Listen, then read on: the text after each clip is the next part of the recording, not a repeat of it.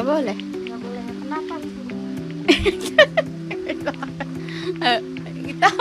Nggak tahu ya. Jadi belum dapat informasi. belum. Oh, belum. Belum ada sosialisasi juga. Belum. Boleh kalau untuk kesehatan. Kurang tahu ya, soalnya belum pernah divaksin. Oh gitu. Iya.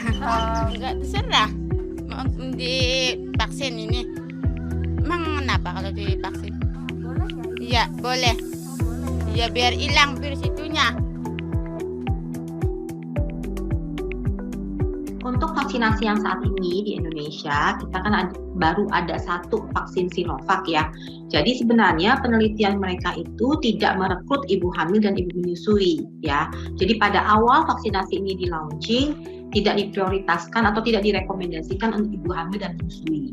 Namun sampai saat ini sudah ada guidelines terbaru atau rekomendasi terbaru dari Ikatan Dokter Indonesia dan juga PBPOGI, jadi Persatuan Obstetrik Ginekologi Indonesia. Jadi adalah perkumpulan dokter-dokter kandungan di Indonesia yang sudah mengizinkan atau bahkan merekomendasikan ibu menyusui sudah boleh dilakukan vaksinasi sama seperti yang non menyusui ya.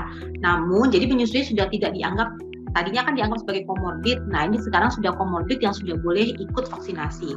Namun ibu hamil masih harus menunggu rekomendasi lebih lanjut karena sampai pada saat ini belum direkomendasikan untuk melakukan vaksinasi. Karena penelitiannya belum ada, jadi kan penelitian itu volunteer ya, jadi kita mengambil sampel penelitian manusia itu volunteer yang sukarelawan. Nah, kelompok yang diteliti itu tidak meliputi ibu hamil, sehingga kita tidak bisa, jadi Sinovac itu sendiri dan pemerintah itu sendiri, bahkan Ikatan Dokter Indonesia dan PBPOGI belum bisa mengatakan 100% kalau misalkan vaksinasi ini aman untuk janin yang di kandungannya.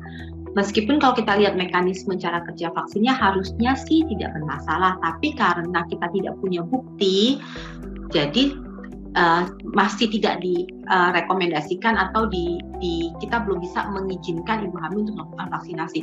Karena kalau misalkan terjadi masalah dengan janin, apakah itu disebabkan karena vaksin atau bukan, masih sulit untuk dijawab seperti itu. Betul.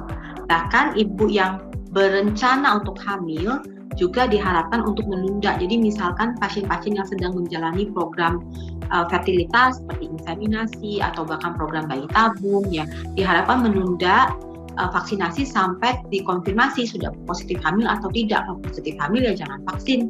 Kalau tidak hamil, sudah menstruasi, baru dilakukan vaksinasi seperti itu. Oke, jadi kalau menyusui sebenarnya harus dilihat komorbid yang lain. Jadi ada beberapa komorbid lain yang seperti misalkan ibu tersebut mempunyai penyakit autoimun ya yang tidak terkontrol, atau dia punya penyakit hipertensi yang tidak terkontrol. Nah, itu kan komorbid yang lain. Sebenarnya kalau hanya menyusui sendiri tapi ibunya fit, sehat, tidak ada masalah. Jadi semua ibu menyusui boleh melakukan vaksinasi.